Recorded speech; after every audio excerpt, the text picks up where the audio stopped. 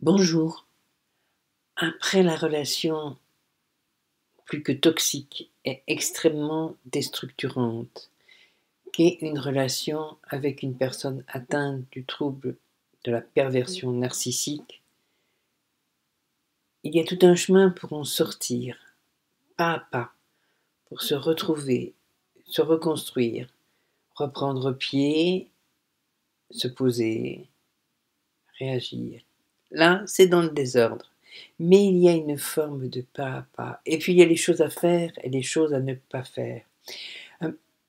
Il faut, après avoir été hébété, ne pas tomber dans la colère.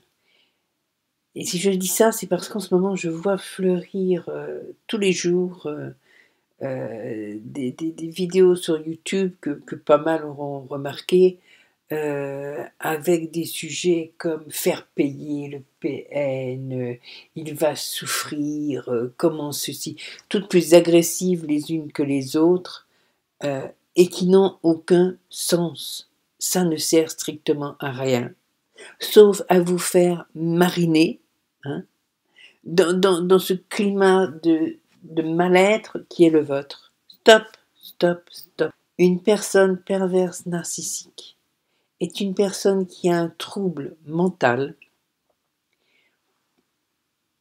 quasiment inguérissable, qui vit dans un monde fermé, inatteignable, qui ne peut pas avoir conscience du sentiment, qui n'a pas d'affect, pour qui personne n'existe et pour laquelle n'existe que la satisfaction immédiate de son besoin d'être, de se sentir puissant, d'avoir un pouvoir sur l'autre, point.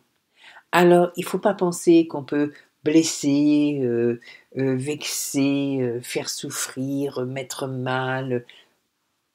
Quelque part, on s'en moque royalement de ça. Ce qui est important, ce qui est essentiel, c'est que vous, qui avez réussi à vous extraire de ça, qui avez réussi à survivre, vous êtes un survivant, une survivante de ça, que vous puissiez revivre, vous réépanouir, devenir vous-même, ne plus risquer de tomber dans une relation toxique, pouvoir arriver à une vie dans laquelle ce que vous pensez, ce que vous souhaitez, ce que vous aimez, ce que vous désirez est une vraie valeur, autant pour vous que pour les autres. La colère, l'envie de vengeance, l'envie de faire payer, indique votre souffrance. Personne ne peut supporter d'être humilié, écrasé, bafoué, bien sûr, parce que c'est une atteinte à notre vie intérieure, s'il n'y a pas de coup physique, mais à notre être profond, de toute façon. Mais rester là, à ressasser et ruminer ce que vous a fait l'autre, ne vous fera pas sortir. Pour sortir, vous allez avoir besoin de comprendre ce que vous avez vécu, pourquoi vous l'avez vécu. C'est pour ça qu'il y a des gens comme moi qui font des webinaires pour aider, et pas juste pour faire du buzz et faire des milliers et des milliers de vues, dans un but quel qu'il soit, que ce soit financier, que ce soit pour d'autres, je m'en moque. Il y a des gens qui font ça pour vous aider. À l'extérieur, il y a les victimologues, les psychologues qui comprennent ce que être victime veut dire. Il y a des personnes qui connaissent le trouble pervers narcissique et il est impératif de le connaître pour pouvoir aider quelqu'un qui est passé par là. Parce que tant qu'on fonctionne, vos amis peuvent vous dire « bah oui, je te l'avais dit, bah oui, mais voilà ». Tant qu'on fonctionne en considérant que la personne perverse narcissique est normale, mais simplement méchante, perverse au sens où on l'entend habituellement mauvais, on n'y arrive pas.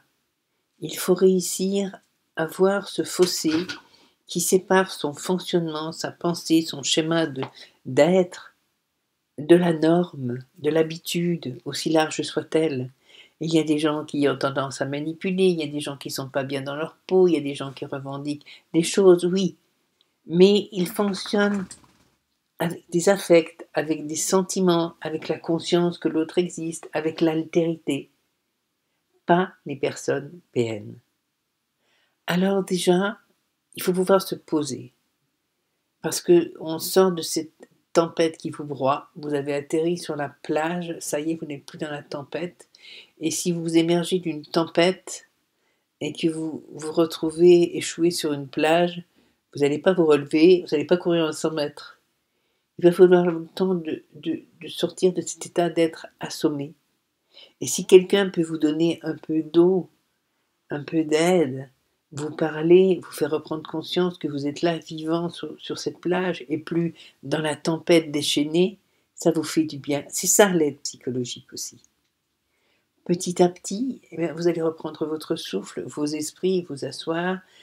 Vous allez avoir besoin de comprendre ce qui s'est passé, pourquoi vous en êtes là. Une fois que vous aurez compris tout ça, démonter ce puzzle, qui va bien plus loin que la relation, qui implique quelque chose qui en vous est une faille qui a permis à l'autre de s'engouffrer dedans, alors vous pourrez pas à pas découvrir qui vous êtes lorsque cette faille en vous est comblée.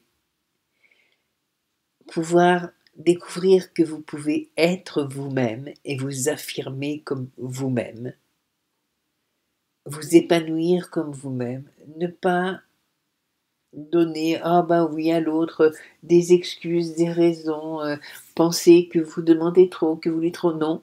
Apprendre à considérer que vos désirs, vos besoins, votre vision de la vie est juste parce que c'est la vôtre et que ça ne vous empêchera pas de rencontrer des gens qui l'accepteront comme elle est et qui vous apprécieront comme vous êtes. On tombe dans une relation de ce type, une relation extrêmement toxique, dans toute relation qui vous dévalorise parce qu'on n'a pas conscience de sa valeur. Si on a des relations avec les autres qui sont dévalorisantes pour nous, ça veut simplement dire, hélas, qu'on n'a pas appris à être conscient qu'on avait la même valeur qu'eux, que tout le monde a la même valeur, qu'on l'exploite d'une manière ou d'une autre, qu'on se survalorise ou qu'on se sous-valorise, mais qu'à la base on devrait faire ni l'un ni l'autre. On est tous un être humain, avec ses défauts, ses qualités, ses rêves, ses envies, ses valeurs, ce qu'on aime, ce qu'on n'aime pas. On est tous identiques, on a tous le droit d'exister comme on est. Ça, c'est la fin presque du chemin. Et c'est un chemin qui se fait pas à pas, du début à la fin.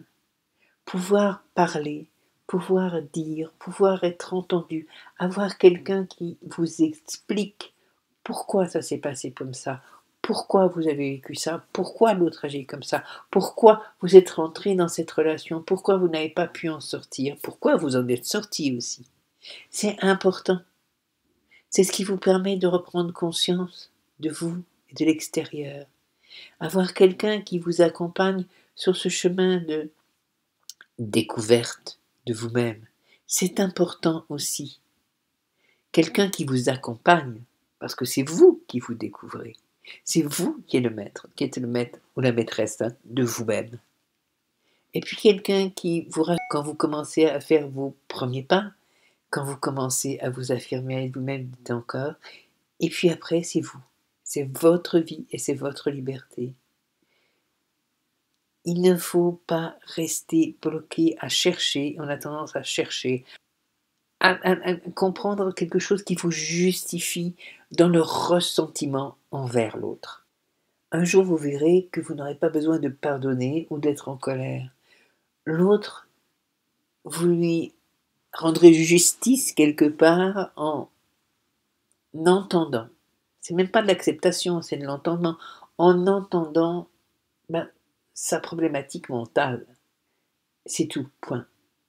En entendant en vous que cette personne-là a un tel problème mental que de toute façon on ne peut rien pour. Et il n'y aura pas de pitié, il n'y aura pas de colère, il n'y aura rien. Ça sera clair, ça sera net. Ça sera une autre planète. Point. On n'aurait pas dû y avoir accès, on ne sait pas comment ça s'est retrouvé là-dessus. On en est sorti, c'est très bien. Pouf, c'est fini. Point barre. Et l'autre disparaîtra.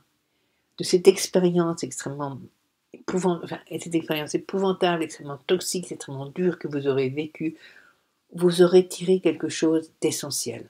Vous, réellement vous. Et une force que vous n'imaginez pas à l'instant présent.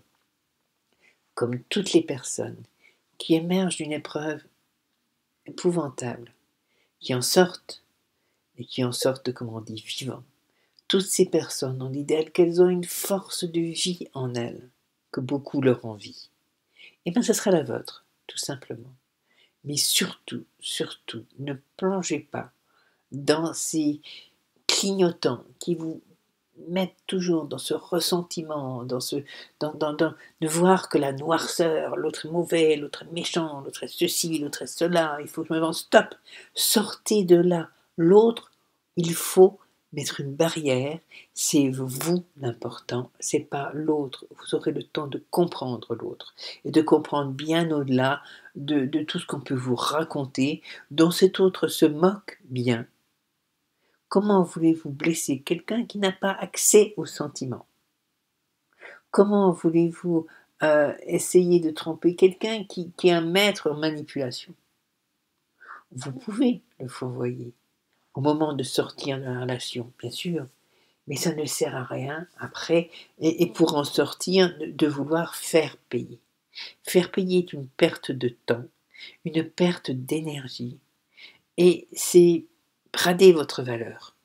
Vous valez bien mieux que ça, bien mieux que ça. Ce que vous valez, c'est de vivre pour vous, par vous. Et zut, à qui que ce soit d'autre qui aurait voulu ou qui voudrait vous en empêcher. Si vous avez besoin qu'on échange, dites-moi, on peut toujours m'envoyer un mail, si on veut un avis, je réponds. Si vous avez besoin d'approfondir, d'une consultation, vous envoyez un mail aussi.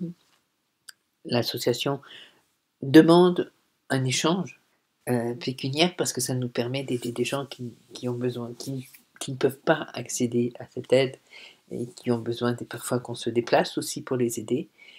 Ça nous permet d'avoir des actions.